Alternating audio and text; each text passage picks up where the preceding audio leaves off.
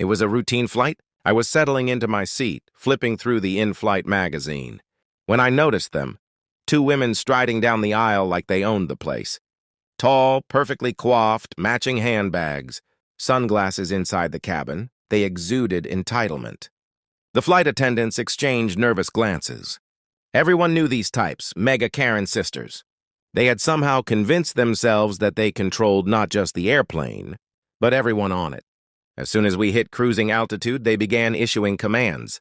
"You," one said to the poor woman in the aisle seat, "move your bag. It's blocking my view of the safety card." "No, excuse me, I'm in my seat," the passenger protested. "This is our plane," the second sister chimed in, tapping the first on the shoulder like they were conducting a symphony.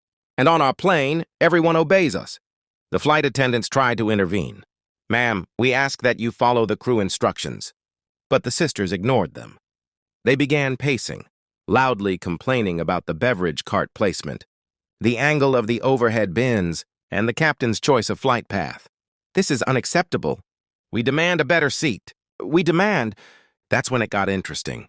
A passenger in the middle row, someone who had clearly flown more than a few million miles, stood up calmly. "Excuse me," he said, smiling.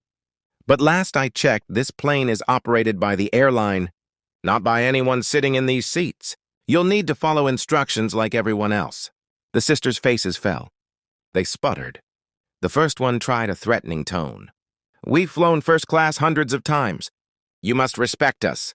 The calm passenger raised an eyebrow. "I respect your luggage. I respect your seat assignment. I do not respect claims to ownership you don't have." At that moment, the captain's voice came over the intercom. "Cabin, please remain seated. And ladies in 3A and 3B, your claims of ownership are unrecognized. Enjoy the flight."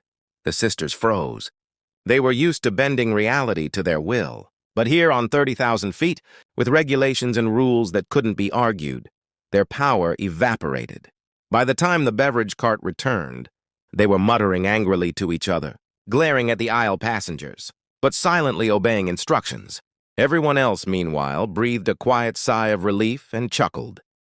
Sometimes entitlement meets reality, and on airplanes, reality always wins.